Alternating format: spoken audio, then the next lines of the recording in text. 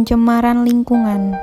Manusia mempunyai keinginan untuk meningkatkan kesejahteraan hidup. Bagaimana caranya? Di antaranya dengan mendirikan pabrik-pabrik yang dapat mengolah hasil alam menjadi bahan pangan dan sandang. Pesatnya kemajuan teknologi dan industrialisasi berpengaruh terhadap kualitas lingkungan.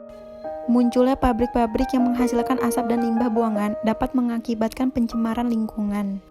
Terjadinya perubahan lingkungan akan mempengaruhi keberadaan atas kelangsungan makhluk hidup yang ada di dalamnya. Makhluk hidup pada suatu lingkungan akan bergantung antara satu dengan yang lainnya. Oleh karena itu, apabila ada salah satu komponen yang berubah, maka akan menyebabkan perubahan pada makhluk hidup lain yang tidak mampu beradaptasi dengan perubahan yang terjadi. Pencemaran lingkungan merupakan satu dari beberapa faktor yang dapat mempengaruhi kualitas lingkungan. Pencemaran lingkungan merupakan segala sesuatu, baik berupa bahan-bahan fisika maupun kimia yang dapat mengganggu keseimbangan ekosistem.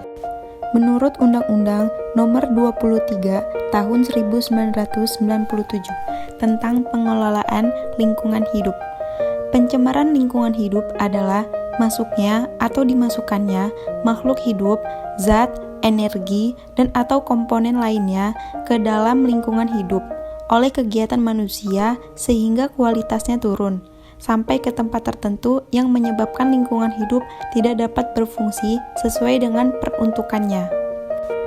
Jadi, pencemaran lingkungan terjadi akibat dari kumpulan kegiatan manusia dan bukan dari kegiatan perorangan. Selain itu, pencemaran dapat diakibatkan oleh faktor alam, contohnya gunung meletus yang menimbulkan abu vulkanik, seperti meletusnya Gunung Merapi. Zat yang dapat mencemari lingkungan dan dapat mengganggu kelangsungan hidup makhluk hidup disebut polutan.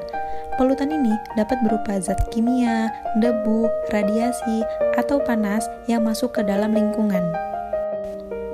Suatu zat dapat dikatakan sebagai polutan jika memenuhi kondisi berikut. Yang pertama, jika kadarnya melebihi batas kadar normal atau di ambang batas. Yang kedua, jika berada pada waktu yang tidak tepat. Yang ketiga, jika berada pada tempat yang tidak semestinya. Manusia tidak bisa mencegah pencemaran lingkungan yang diakibatkan oleh faktor alam. Tetapi, manusia hanya dapat mengendalikan pencemaran yang diakibatkan oleh faktor kegiatannya sendiri. Seperti limbah rumah tangga, industri, zat-zat kimia berbahaya, tumpahan minyak asap hasil pembakaran hutan dan minyak bumi serta limbah nuklir.